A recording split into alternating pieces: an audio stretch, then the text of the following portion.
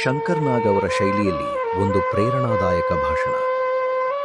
ಜೀವನದಲ್ಲಿ ದೊಡ್ಡ ಕನಸು ಕಾಣುವುದು ತಪ್ಪಲ್ಲ, ಆ ಕನಸಿಗಾಗಿ ದಿನರಾತ್ರಿ ಹೋರಾಡದೇ ಇರುವುದು ತಪ್ಪು. ನೀವು ಬಡವರಾಗಿರಬಹುದು, ಸಣ್ಣ ಊರಿನಿಂದ ಬಂದಿರಬಹುದು, ಯಾರೂ ಬೆಂಬಲಿಸದೇ ಇರಬಹುದು. ಆದರೆ ನಿಮ್ಮ ಪರಿಶ್ರಮಕ್ಕೆ ದೇವರೂ ತಲೆಬಾಗ್ತಾನೆ. ಒಂದು ಕೆಲಸ ಸಣ್ಣದು ಅಂತ ಯಾವುದೂ ಇಲ್ಲ. ಮನಸ್ಸಿಟ್ಟು ಮಾಡಿದ ಪ್ರತಿಯೊಂದು ಕೆಲಸವೂ ಮಹತ್ತರವಾಗುತ್ತದೆ. ಜನರು ನಿನ್ನನ್ನು ನಗ್ತಾರೆ, ನೀನಿಂದ ಆಗಲ್ಲ ಅಂತ ಹೇಳ್ತಾರೆ. ಆ ಮಾತು ಕೇಳಿ ನಿಲ್ಲಬೇಡ. ಅದೇ ಮಾತು ನಿನ್ನ ಶಕ್ತಿಯಾಗಬೇಕು. ಸಮಯ ತುಂಬಾ ಅಮೂಲ್ಯ. ಒಮ್ಮೆ ಹೋದ ಸಮಯ ಮರಳಿ ಬರುವುದಿಲ್ಲ. ಆದ್ದರಿಂದ ಪ್ರತಿದಿನವೂ ಹೊಸದಾಗಿ ಕಲಿಯಿರಿ, ಹೊಸದಾಗಿ ಯೋಚಿಸಿ, ಧೈರ್ಯವಾಗಿ ಮುಂದೆ ನಡೆಯಿರಿ.